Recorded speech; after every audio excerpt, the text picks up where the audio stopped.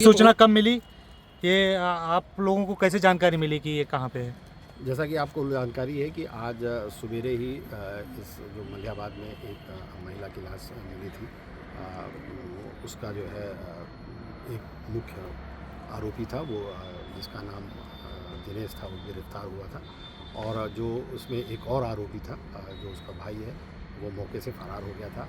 तब से मलियाबाद पुलिस लगातार कॉम्बिंग ऑपरेशन चला रही थी और उसमें मलियाबाद में उसके साथ जो सेंट्रल क्राइम ब्रांच की टीम है पुलिस कमिश्नरेट की और इसके साथ ही इंस्पेक्टर मलियाबाद और इंस्पेक्टर ठाकुरगंज, इनकी सबकी टीमें इसमें लगी हुई थी। लगातार कॉम्बिंग चल रही थी। इसी बीच आपकी करीब 9:30 बजे के आसपास ये सूचना मिली कि ये आज अंधेरे का फ़ायदा उठा के रात में हरदोई भागेगा। इस सूचना पर घेराबंदी की गई और एक संदिग्ध व्यक्ति को जो मोटरसाइकिल से लखनऊ की तरफ से आ रहा था, जब उसको रोकने की कोशिश की तो वो मोटरसाइकिल लेके उसने कच्चे रास्ते पर उतार दिया।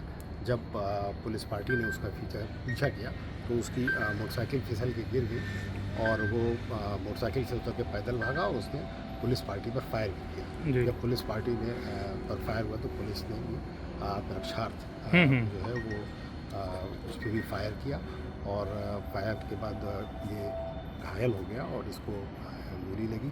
इसको तत्काल नज़दीक के CSC में दर्शाया गया और वहाँ से भी इसको trauma centre medical college refer. कितने राउंड फायरिंग की? जो घायल हुआ सर, इस पर क्या आपराधिक रिकॉर्ड चल रहा है?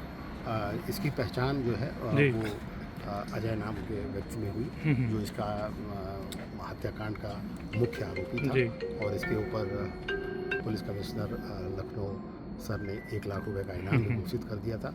और इसके ऊपर अभी तक की जानकारी के हिसाब से करीब 20 मुकदमे हैं। हाँ सर, अजय की बात की जाए या फिर इससे पहले एक साथी की बात की जाए, इससे पहले एक साथी गिरफ्तार हुआ है, ये इसके साथ मुठभेड़ हुई है। जिस तरीके से आलमबाग में इसने घटना को अंजाम दिया था, कैसे इस महिला को इसने ट्रैक किया था और कैसे इस महिला को यहाँ तक लेके पहुँचा था? ये आपको जानकारी होगी कि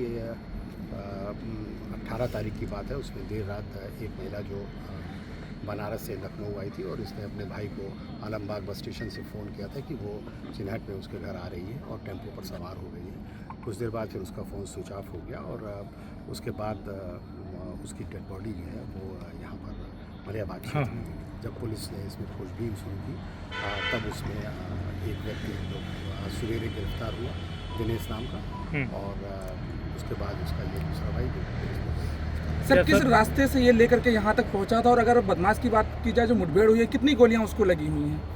अभी जो जानकारी हुई है अभी उसको शायद सब 2 फायर लगे हैं। अभी हम लोग जा रहे हैं, उसके द्वारा भी कई फायर किए गए हैं पुलिस पार्टी पर और उसको इलाज के लिए। बरामदगी की बात किया तो बरामदगी क्या कुछ हुई है? क्योंकि इसके द्वारा जो लूट भी की गई थी और उसके बाद जिस तरीके से घटना को अंजाम दिया गया था, जो एक इसकी एक जिस मोटरसाइकिल पे सवार था, एक वो मोटरसाइकिल अभी उसके बारे में जानकारी की जा रही है। इसके पास एक तमंचा है और इसके अलावा 2 मोबाइल फ़ोन थे और कुछ लाइटर है और अभी सर जो चेक किया जा रहा है। सर जो घटनाक्रम स्थल है सर, क्या नाम है इसका जहाँ पर आप लोगों के द्वारा जो फिर कार्रवाई की गई है?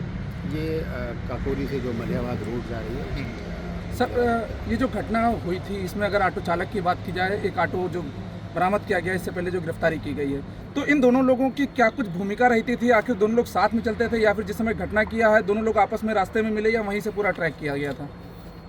जो जानकारी हुई है, जो सवेरे पूछताछ दिनेश से हुई थी, उसमें उसने ये बात बताई थी कि वो महिला को जो लखनऊ का रास्ता नहीं जानती है उसको वो बैठा कर लेके आया था और ये रास्ते में जो किसान पथ के पास ये से मिला और दोनों लोग उसको ले गए और उसके साथ गलत कार्य करने की कोशिश की। जब उसने उसका विरोध किया तो उसको उसने गलत। इस घटना में सर ये जानकारी पाया 2 ही लोग थे या अन्य लोग भी शामिल रहे हैं सर?